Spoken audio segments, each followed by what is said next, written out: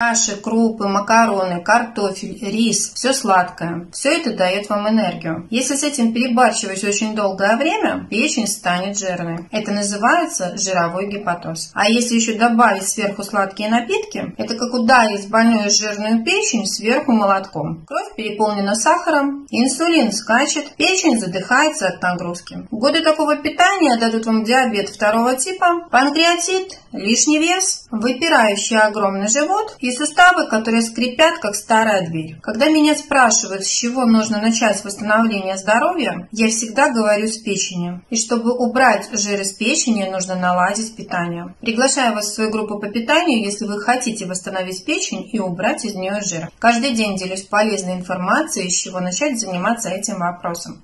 Просто в комментариях оставьте слово «гепатоз», и я пришлю вам ссылку.